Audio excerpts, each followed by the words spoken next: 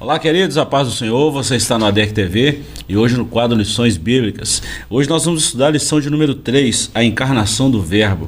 O texto áureo está no livro de João, capítulo 1 e o versículo 14, e está escrito assim: E o Verbo se fez carne e habitou entre nós, e vimos a sua glória como a glória do unigênito do Pai, cheio de graça e de verdade. Verdade prática. A vinda do Filho de Deus em forma humana é um fato presenciado por muitas testemunhas. Por isso, a negação de sua historicidade não se sustenta.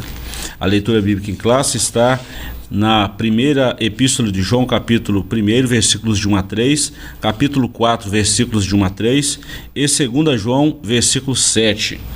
A nossa lição de hoje tem alguns objetivos. Primeiro, elencar as heresias que negam a corporeidade de Cristo, descrever a afirmação apostólica da corporeidade de Jesus, é o ponto 2, e o ponto 3, relacionar como as heresias que negam a humanidade e deidade de Cristo se revela atualmente. Nós estamos felizes em receber hoje o pastor Adriano, pastor da nossa ADEC Iapu, um teólogo, professor Joás, também teólogo, porque essa lição de hoje é uma lição totalmente teológica. Na verdade, toda a lição, em defesa da fé cristã.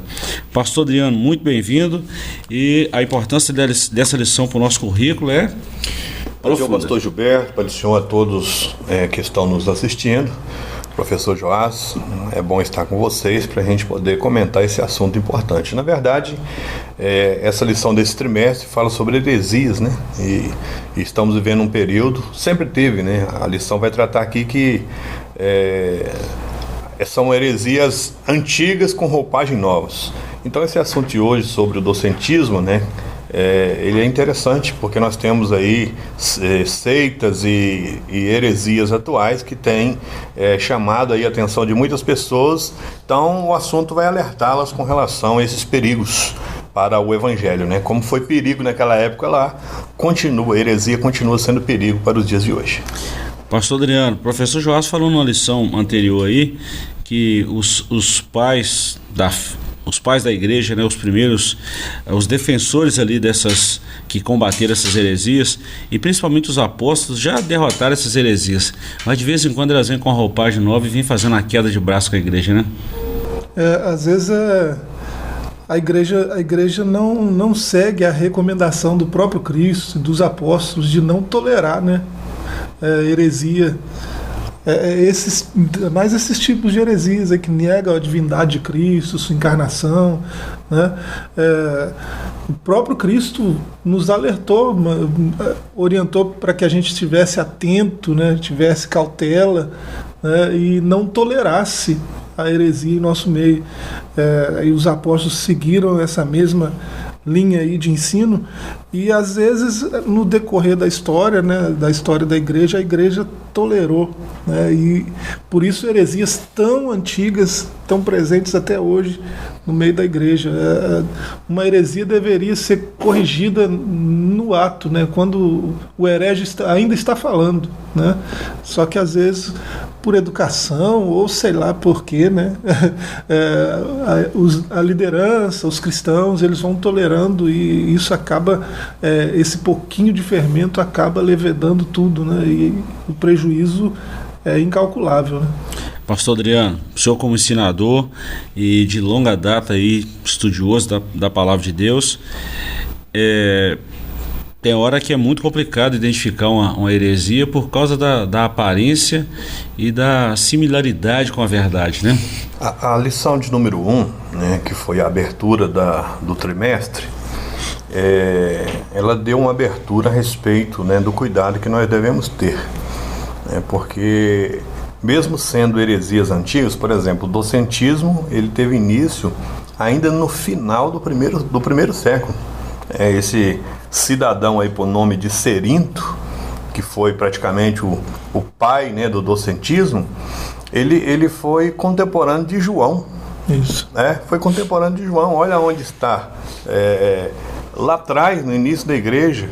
Então, isso vem aí durante os séculos, né, se propagando, voltando, e hoje nós não estamos livres, não. E lá a lição 1, ela bateu muito na tecla de que nós devemos ler a palavra de Deus, conhecer a palavra de Deus, a fim de que nós possamos identificar hoje, porque elas existem, e é um perigo, né? Então, o único remédio é você conhecer a palavra de Deus para combater e não aceitar isso. Bom, nós vamos entrar na nossa introdução e comentário.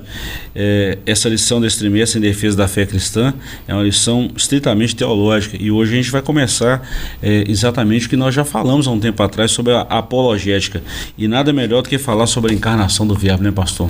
Professor Joás? Que lição, hein? Isso, e é bom a gente começar desse jeito que nós estamos começando mesmo, porque embora para os nossos dias isso é algo que alguém que ouve o que a gente acabou de falar aqui, né, se assusta. Peraí, vocês estão falando que o cristão precisa ser intolerante às vezes? Vocês estão falando que o cristão precisa combater? Mas que tipo de cristão é esse que não tolera, que combate? Nós estamos falando de uma intolerância espiritual, né? Nós não estamos falando de um combate físico também. Exato. Não, de um combate espiritual, um combate de ideias, né? Uma intolerância de ideias. Qualquer ideia contrária ao verdadeiro evangelho deve ser rechaçada no ato, não deve ser tolerada. Essa intolerância é pertinente, né, ao cristianismo hoje, né, e o combate é um dever. Nós vimos na lição 1, o pastor lembrou, né, que esse combate da verdadeira fé, né, esse combate em favor da verdade do evangelho é um dever de todo cristão, né? Então nós devemos sim ser combativos e intolerantes nesse sentido que a gente está falando aqui. Eu até fui eu que ensinei a lição de número 1, e eu achei muito interessante, né? O texto áureo, o autor colocou o versículo de Judas, né? Uhum.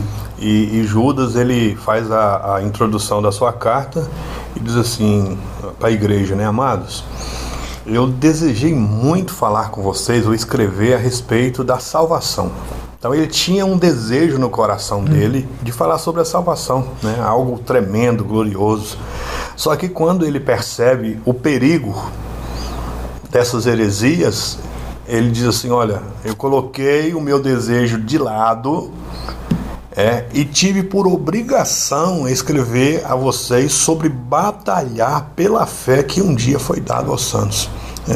Então o tamanho do perigo era tão grande que Judas chegou a deixar de lado o desejo do coração dele para poder falar para os crentes: olha, cuidado, não aceite. É o que o professor Joás disse, né? Tem certas coisas, não no sentido de ser mal educado, né? De ser intolerante, mas nós temos que ser radical com relação e não aceitar, porque são perigos que eles vão entrando. É que nem Paulo disse, né? Acho que foi citado aqui já, que um pouquinho de fermento ele vai fazer toda a massa entrar, né, em erupção, vamos dizer assim. E essas coisas têm que ser feitas na fonte mesmo, na raiz, porque uma vez falada e disseminada no meio do povo, acabou, tá? Isso toma uma proporção quase que inimaginável. Bom, professor Joás, pastor Adriano, nós já falamos bem da nossa introdução. Aproveitando o tempo e a presença de vocês aqui, eu já vou começar logo no capítulo 1, heresias que negam a corporeidade de Cristo. Eu vou ler alguns parágrafos aqui desses 3 subtópicos e aí a gente comenta. O que é docetismo? O termo vem do grego dokel e significa ter aparência. O docetismo é a mais antiga heresia da história da igreja e consiste em negar que Jesus tivesse tido corpo físico humano. Sua humanidade era simplesmente uma aparência como um fantasma. Os docetas ensinavam sobre Jesus. O que os docetas ensinavam sobre Jesus? Os seguidores dessa heresia ensinavam muitas coisas fora das Escrituras e contrárias à palavra de Deus. O nosso enfoque destaca a humanidade de Jesus como o verdadeiro homem. Lucas descreve um começo humano. Jesus teve parentes, amigos, um deles cita aí Zacarias e Isabel, José e Maria, e vizinhos e primos e muitas pessoas próximas ali. O que os principais docetas diziam sobre Jesus? 3 dos principais heresiarcas negavam que Jesus Cristo tivesse vindo em carne. Cerinto negava que o nascimento virginal de Jesus Cristo. Cerinto negava o nascimento virginal de Jesus Cristo e ensinava o docetismo. ele foi contemporâneo do apóstolo João em Éfeso. Saturnino, o principal representante do gnosticismo sírio, ensinava que Jesus Cristo não nasceu, não teve forma e nem corpo, foi simplesmente visto de forma humana em mera aparência. Marcião é outro heresiarca que negava ser Cristo verdadeiramente humano, mas quanto ao seu corpo não se sabe se, na opinião dele, era apenas uma aparência ou de substância etérea. Bom, o que a Bíblia menciona é que Jesus foi visto depois de ressuscitado. Paulo falou isso por mais de 500 irmãos. Comeu peixe e mel ali à beira da praia. Ele foi tocado por Tomé, ressuscitou a Lázaro, enfim. Tem muito texto na Bíblia que desmonta essa heresia. Mas como é que isso toma forma, pastor? É impressionante como é que essas coisas vão ganhando forma no meio da igreja. Vamos voltar à lição de número 1. E quando Paulo ele vai voltando, né, da sua segunda viagem missionária, ele passa em Éfeso e chama os presbíteros da igreja para lhes orientar, né? Seria a última orientação pessoal de Paulo para aqueles presbíteros. Ele não voltaria mais àquela região.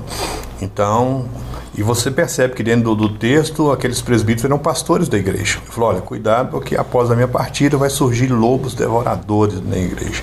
E uma das características, né, quando Paulo usa essa metáfora de lobos devoradores, uma das características do lobo é separar o rebanho e pegar aqueles que estiverem mais vulneráveis. Então essas questões, pastor Gilberto, não começa assim com o povo todo. São pacientes, e aí vai pegando um, faz a cabeça dele, daqui a pouco vai pegando o outro. Infelizmente, né, batendo na tecla lá do apóstolo Paulo, aquele pouquinho ali que começou, e se não for cortado, se não for tirado, arrancado com a raiz no começo, vai se propagando. E a gente percebe que foi isso que aconteceu na igreja primitiva. Às vezes a gente olha assim e acha que essa heresia não pegou na igreja primitiva. Pegou. Teve muitos crentes que entrou por esse caminho. E aí a preocupação dos apóstolos, né, de combater com tanta veemência essa questão. Mas infelizmente é isso, né? Aos pouquinhos vai se espalhando se não tiver cuidado. O troço é tão danoso, professor Joás, porque vamos colocar aí pelo menos 1900 anos se passaram e as heresias continuam aí. Todas elas estão aí ainda, né? Esse Cerinto, que foi o primeiro aí, né, o precursor dessa ideia docetista, né, no meio de todas essas heresias conhecidas aí. Um nome que eu acho que faltou aí foi o de Valentim, né? Também foi contemporâneo de Marcião, né? E também pregava esse docetismo, né?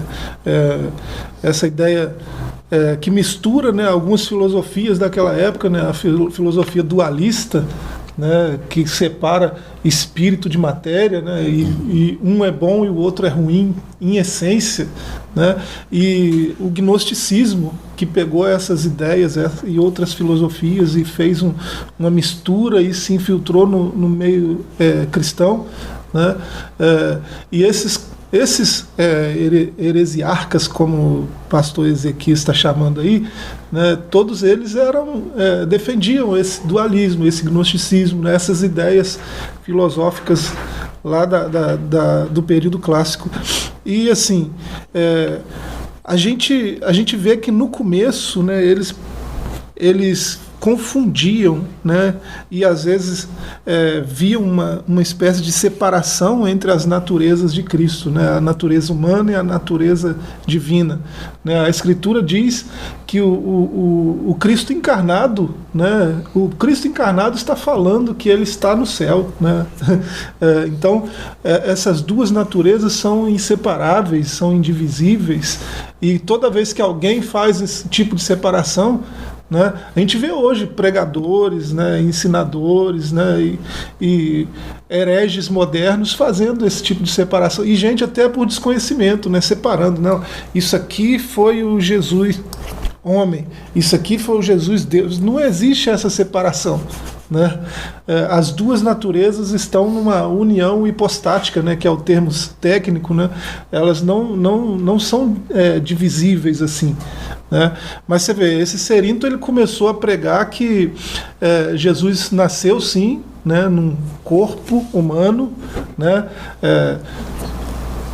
Maria trocou fralda dele, né, em outras palavras, né? E Cerinto ensinava que o Jesus que nasceu em corpo humano, quando ele foi batizado, ele recebeu o Cristo, né? Que Cristo é Deus, né? Então essas duas naturezas passaram a conviver, né? Mas foi só no momento do batismo. E assim, isso pegou de um jeito que se alastrou na igreja na época, na era apostólica ainda, né? Nós estamos falando de 90, 100 depois de Cristo. Eu fico, quando eu estava estudando, eu comecei a viajar, né? Assim, dessa situação, desse Cerinto, já que ele foi contemporâneo de João. Vocês já pararam para pensar a situação de João diante dessa heresia? João viveu com Jesus, apalpou, dormiu onde Jesus dormiu, comeu junto com Jesus, chegou até a deitar no peito de Jesus. O João sabia da literalidade corpórea de Cristo melhor do que ninguém. Dentre os 12, vamos dizer assim, que foi aquele que tinha mais próximo, mais intimidade. A gente vê isso claramente na Bíblia. Agora chega lá na frente, ele pega um homem que começa a ensinar que isso não era verdade. Quer dizer, ele conviveu, apalpou, tanto é que no nossos capítulo... olhos viram. Olha aqui, ó, o capítulo, 1 João, capítulo 1, versículo 1, né? Olha, o que era desde o princípio, o que vimos com os nossos olhos, o que temos contemplado e as nossas mãos apalparam. Agora lá na frente vem um camarada falar que não conviveu com Jesus, que não conheceu Jesus, pregando que Jesus não era um ser humano, e ver aquela ideia crescer no meio da igreja. Então a gente sente, né, como pastor principalmente, a gente começa a sentir assim na pele aquilo que João sentiu, né, o perigo, e a coisa foi se alastrando. E hoje não é diferente. Hoje não é diferente porque, infelizmente, né, eu creio que por falta de conhecimento, tem muitas pessoas que não têm o filtro. E hoje nós temos internet, hoje nós temos aí pessoas fazendo podcast, pregando, e você vê cada coisa que, se você realmente não tiver um conhecimento da palavra... Bom, pastor, o senhor mexeu num ponto essencial aí agora sobre o conhecimento da palavra. Essa revelação que foi sendo de uma forma gradativa de Deus para o homem, aí só começa lá no Gênesis, a primeira promessa messiânica, Gênesis 3,15, aí vai caminhando o Gênesis, a como que Deus vai preparando o povo. Moisés falou que Deus levantaria um profeta semelhante a ele, e vem preparando o povo, os profetas profetizaram, chega em Isaías, que foi o maior profeta messiânico. Como explicar Isaías 7,14, Isaías 9,6, Isaías 53, Isaías 60, 61, Isaías 44 e mais uma série de capítulos aí. Bom, isso aqui nós estamos falando de profecia. Aí acontece tudo que está escrito. O cumprimento dela. O cumprimento. Aí tem alguém que viu, que viveu. Aí daqui a pouco aparece um maluco desse aqui falando que isso tudo é boboseira, que não aconteceu nada. Não é desse jeito. E um monte de gente acredita. Esse é o problema do ser humano, né? Às vezes a gente fica pensando, professor Joás, né? A gente vai olhando o que o pecado fez com a natureza humana. Ele pende muito mais para as coisas que não agradam a Deus do que para aquilo que agrada a Deus. E isso dá pra gente encaixar dentro desse assunto aí, né? Então, assim, o ser humano pende muito mais para o pecado, com muito mais facilidade, e também é propício a crer em coisas que não está na palavra de Deus. Abstrata, né? Agora, professor Joás, interessante que o pastor Adriano abriu a nossa mente, os nossos olhos para isso aí, esse modus operandi de João, modus vivendi de João aí na sua época. João teve muito mais problema com o povo do que propriamente dito com a doutrina. Eu acho interessante o combate de João, né? O pastor Adriano está lembrando aqui como pastor o que é, né? Se lidar com o lobo, né? É lógico que nós estamos falando em metáfora, mas se a gente fosse literal, né? O pastor mesmo de ovelhas, falando de forma literal, ele lida com o lobo com pedrada na cabeça, né? Ou coisa parecida. Cajado. E assim, você olha para o modo como João foi combativo, né? Foi intolerante, né? No campo das ideias. Né? Ele escreveu cartas, ele escreveu o Evangelho, né? E ele combateu com eles no campo das ideias. Eles vinham com filosofia, ele também. Né? João tomou emprestado, né, o termo mais assim complexo da filosofia da sua época, né, que era o logos. Né, tomou emprestado. O logos para Heráclito era uma coisa, para Aristóteles era outra, para os estoicos era outra, né? Mas ele tomou emprestado esse termo e deu um outro significado que é muito mais abrangente do que todos esses aí juntos, né? Esse logos não é a razão que governa o pensamento humano. Esse logos não é só a razão que deu ordem ao cosmos, a toda a criação. Esse logos não é só a razão que nos impulsiona, nos dá instinto de vida. Não, esse logos é o criador de todas as coisas que governa até a mente humana, que governa toda a criação. Então ele ampliou o sentido, né, filosófico e jogou essa para cima deles, para cima desses hereges aí, né? Tenho certeza que no coração de João, né, o que ele queria era não só combater as ideias daqueles hereges, não tolerar aquelas ideias no meio da igreja, mas também ganhá-los, né? Verdade. A impressão que a gente tem é essa. E nós, né, apologetas modernos, devemos ter a mesma postura. Falar duro, mas com amor, né? E ser convincente. Bom, vamos dar uma segurada aí, professor e pastor Adriano. Nós vamos para um pequeno intervalo e voltamos já já com o segundo bloco dessa lição imperdível. Não sai daí, voltamos já já.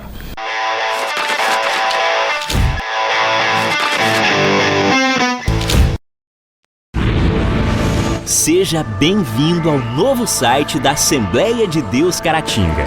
Agora ele está completo para você acompanhar bem de perto tudo sobre nossa igreja.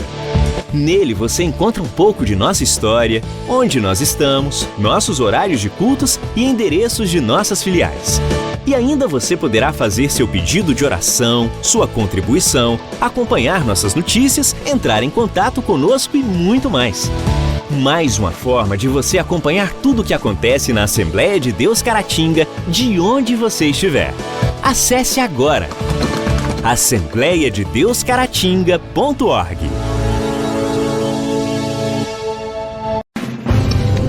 Uma verdadeira história de fé, renúncia, desafios e conquistas. Você irá se emocionar e extrair lições extraordinárias da biografia de um dos mais expressivos líderes do movimento pentecostal no estado de Minas Gerais. Recomendada por influentes líderes cristãos. Adquira agora mesmo Ari Coelho, um legado de fé, e descubra detalhes de uma história de vida que pode transformar a sua. Um produto com a qualidade CPAD.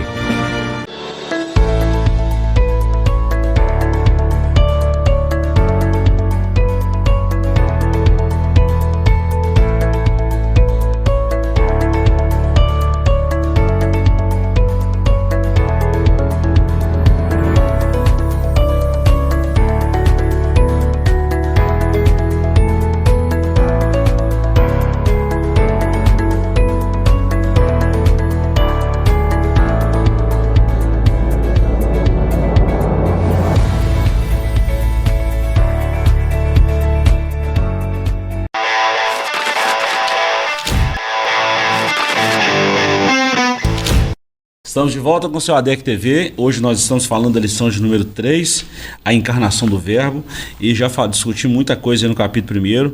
Vou logo entrar aqui no capítulo 2, a afirmação apostólica da corporeidade de Jesus, porque eu quero aproveitar bem aqui os nossos teólogos, pastor Adriano e professor Joás. O que era desde o princípio, ponto 1, a reafirmação apostólica, o ponto 2, e uma crença herética, é o ponto 3. Eu vou ler só esse ponto 3, porque é o ponto 1 e 2, nós já citamos aqui durante a nossa fala, para a gente ganhar tempo e aproveitar bem o nosso comentário. João viveu seus últimos dias na cidade de Éfeso, que era a cidade de Cerinto, o Doceta. Os escritos do apóstolo João, o Evangelho, as 3 epístolas e o livro de Apocalipse foram produzidos na última década do primeiro século. Nessa época, o docetismo já se difundia entre os cristãos. Por isso, o apóstolo esclarece, e de maneira direta, que todo aquele que negava Jesus, que negava que Jesus veio em carne, não é de Deus. Veja a gravidade dessa heresia, pois se Jesus não tivesse corpo físico real, ele também não morreu, e se não morreu, também não ressuscitou. Se não ressuscitou, logo não há esperança de salvação. Por essa razão, o apóstolo João foi contundente contra os docetas. Os expoentes de tal crença são chamados de enganadores. Pastor, você citou aí o texto de 1 João 1:1, o que era desde o princípio. Depois, a parte B, essa reafirmação apostólica. O que era desde o princípio se manifestou, nós vimos, tocamos e sentimos a glória. Faz toda a diferença para quem está afirmando, tá? Exatamente, né? E João tinha, melhor do que ninguém, João tinha a habilidade para falar, né? Como ele escreveu lá no texto que o irmão pastor Gilberto acabou de citar, ele viu, conviveu, tocou, né? E então, mas nem isso, né? O autor chega a falar aqui na lição que o fato da situação ser verdade e ser pregado a verdade não impede a heresia ainda de crescer no meio do povo, né? Mesmo sendo pregado a verdade, o negócio é tão perigoso, né? É tão venenoso, que mesmo sendo pregado, divulgado, não seria muito melhor para a igreja daquela época acreditar em João? Claro. Não, o homem andou com Jesus. Nós conhecemos ele. Ele é testemunha aqui visível do ato, mas percebe como a questão é maligna? Mesmo tendo um fundamento tão grande, né? Nós estamos falando aqui de 2 homens que viveram, foram contemporâneos. João, a testemunha real que Jesus veio em carne, e uma pessoa que, né, não andou com Jesus, mas mesmo assim a questão é tão perigosa que você vai ver aqui que a questão ia propagando. E essa é tão grave porque o fundamento da heresia aqui anula até a salvação. Se Jesus não veio em corpo, ele era só um fantasma, né? Jesus não era palpável, né? Aí Jesus não morreu. Qual se Jesus a legitimidade, né, da justificação? Não tem. Se Jesus não morreu, também não ressuscitou. Se ele não morreu, ele não perdoou o nosso pecado. E sem perdão do pecado, nós continuamos perdidos até hoje. Qual é a finalidade de Jesus vir, então? Então, assim, a situação é muito perigosa, E então a gente tem que ter cuidado, né? E fica aqui essa dica, né, para aqueles que estão nos ouvindo, nos assistindo, os professores que vão preparar a lição, seja enfático com isso, seja enfático. E quanto, né, aos irmãos, à igreja em si, cuidado, né, com o que está ouvindo, porque eu até falei, né, na primeira lição para a igreja, esses heretos, eles são convincentes, eles não tropeçam em palavras, são homens hábeis nas suas palavras, que quando fala, você vai dizer assim, você começa, puxa vida, parece que é verdade mesmo que esse camarada está falando. Então a gente tem que ter cuidado. Agora, voltando lá ao texto de Paulo, né? Paulo deixou bem claro, são lobos vorazes, devorador que ataca o rebanho, e partindo desse pressuposto, ataque é para matar. Verdade. Não é para brincar, né? Não é para brincar. Agora, professor João, você citou bem aí, e o pastor Adriano também, esse Logos. Eu sou apaixonado com o Evangelho de João, João remonta, né, traz a ideia, o conceito da eternidade e da presença do Verbo na eternidade com Deus. Eu estou falando na linguagem humana, tá? A eternidade não tem princípio nem fim, né, pastor Adriano? Mas nós estamos falando na linguagem humana. Eu estou falando isso na linguagem humana. João está trazendo isso para a discussão. Então ele começa, no princípio era o Verbo estava com Deus e o Verbo era Deus. Todas as coisas foram criadas por Ele. Sem Ele, nada do que existe existiria. E no versículo 14 ele fala: e esse verbo, o Logos, a palavra, ela se fez carne e habitou entre nós. E vimos a sua glória como a glória do unigênito do Pai. Ou seja, algo que estava na eternidade, que era uma coisa inimaginável e inconcebível pela mente humana. A revelação gradativa de Deus, ela foi acontecendo. Esse verbo foi revelado, foi encarnado e nós vimos a sua glória. Para os pensadores daquela época, né, o Logos era um tipo de razão metafísica, né, que governava tudo na existência, né? Assim, bem grosso modo, né, dizendo. Né? E esses hereges contemporâneos aí de João, né, tinham essa ideia, né, de que se o universo era regido por Cristo, era por Cristo, né? O Deus que está lá, né? Lá no plano espiritual, né? Nada tem a ver com o Jesus, que é esse homem que nós tocamos, que nós vimos, né? Tem nada a ver uma coisa com a outra. Aí João vem, não, peraí. É a mesma coisa. Aí, você vê o texto que o pastor leu no bloco anterior, né, que está na nossa leitura bíblica em classe, né, nós tocamos o Logos, né, esse é o termo lá, nós tocamos. Né, então, imagina, tocar o Logos, peraí, não é uma coisa metafísica? Não é espiritual? Como assim tocou o Logos? E ele começa a desenvolver isso. Né, então, João foi muito combativo, né? E ele foi muito preciso nas palavras, lógico, por revelação também, né? E a gente precisa ter esse cuidado que o pastor está dizendo, né? Hoje, né? Com tudo que a gente ouve hoje, as pessoas deixam a Bíblia de lado e vão para os podcasts, né? Deixam a Escritura de lado e vão para ouvir as pregações de internet, os debates e tudo mais, né? Não dedica tempo à leitura, compreensão da Escritura, e acaba que você está lá numa live dessa aí, o sujeito fala lá, a morte veio e atingiu a cruz, atingiu Jesus na cruz, e ela matou Jesus, mas não matou o Cristo. Aí a pessoa que nunca ouviu um negócio desse, aí, poxa, faz sentido, né? Deus não pode morrer. Eu já vi situação aí de pregador, ensinador, dizendo, né, que quando Jesus foi para a cruz, o que ficou lá foi o Jesus humano, né? O Deus saiu e ficou olhando. Ficou olhando. Então, quer dizer, são situações muito complicadas. E se a pessoa não tiver um conhecimento bíblico, ele não vai perceber que ele está abraçando uma heresia. E se você for olhar aqui dentro do contexto que nós estamos estudando, a heresia, ela contribui para a perdição. Ela vai levar para o inferno. Então nós temos que ter cuidado com isso. Todas essas heresias que nós já vimos aí na primeira lição, na lição passada.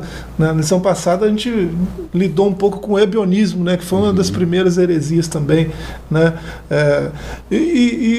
Hoje a gente convive com todas essas que a gente já viu, as que a gente está vendo na lição de hoje, as que a gente vai ver nas próximas lições. Todas essas heresias estão presentes hoje e divulgando essas ideias malucas, né, para quem quiser ouvir. Tem muita gente ouvindo, né? Os serintos modernos estão aí hoje dizendo, né, que não, isso aqui foi o Cristo, né? Não, isso aqui teve fome, esse aqui foi o Jesus, né? Não, andou sobre as águas, esse aqui foi o Cristo. Né? Os serintos modernos estão aí, né? Os marciãos modernos estão aí dizendo, peraí, Antigo Testamento, isso aqui não serve. Né?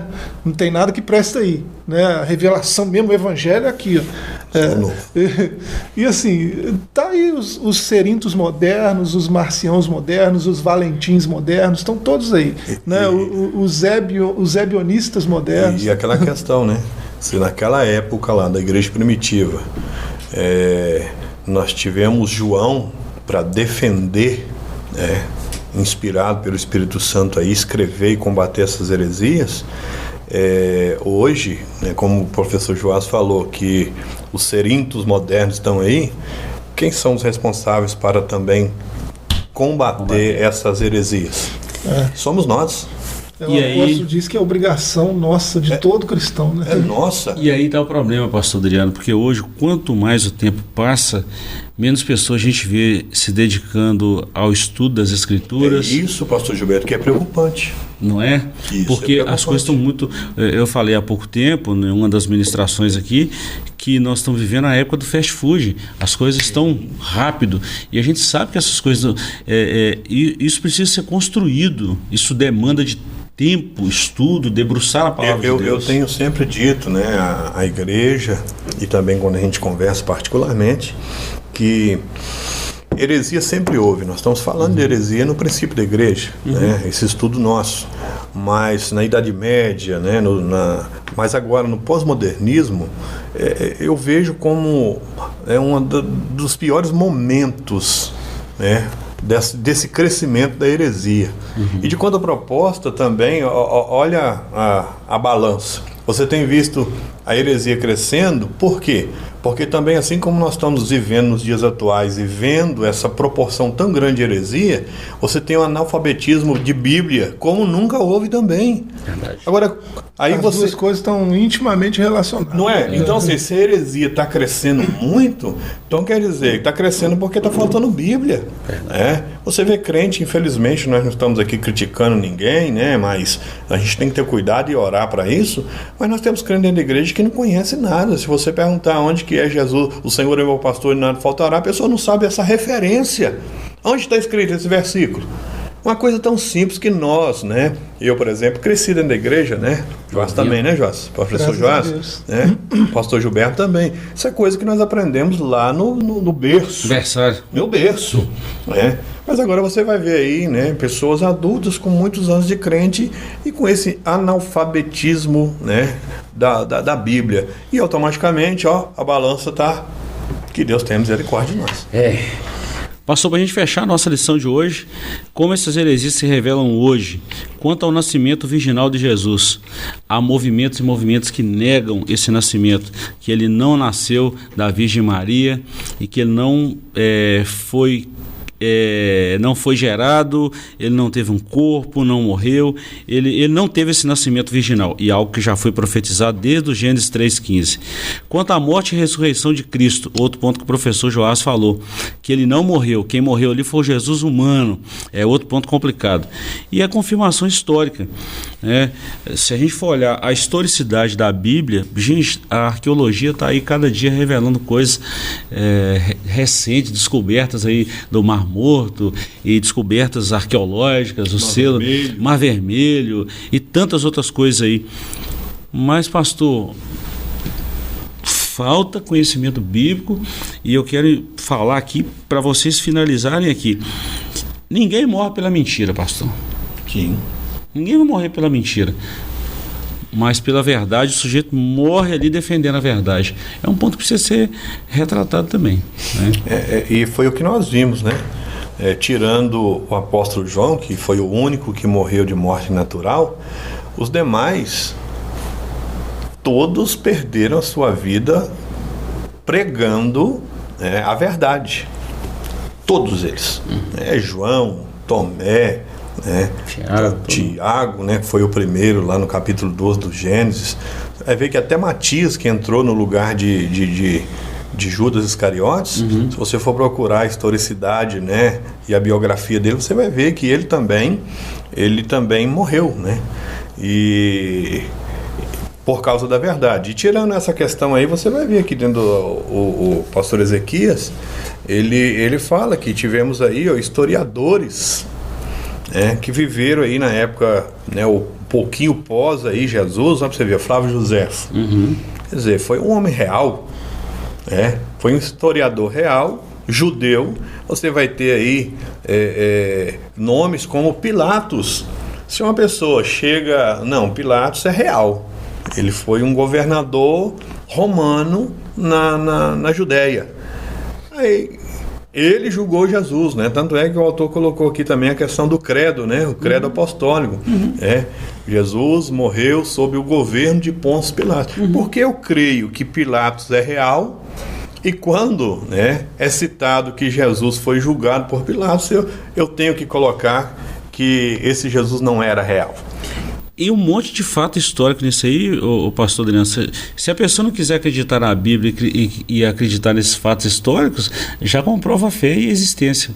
Muitos fatos históricos. O senhor citou Pilatos, mas os imperadores romanos da época, Herodes, Tibério, o César da época, tudo tem citação e tudo há registros. A patrística, né? Exatamente. De Eusébio até Agostinho e vai para frente aí, né? Todos eles, né, foram unânimes praticamente, né, com raras exceções. A gente ainda assim, a gente não mas a galera, né, depois do primeiro século, né, é claro que eles tinham aquela convicção porque viveram com o pessoal do primeiro século, mas eles creram de ouvir falar das testemunhas oculares.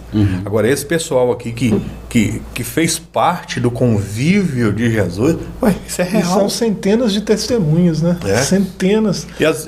No mínimo 500, né? No exatamente, mínimo. Né? O professor Joás pode até falar melhor aqui pra gente, concernente a essa questão aí.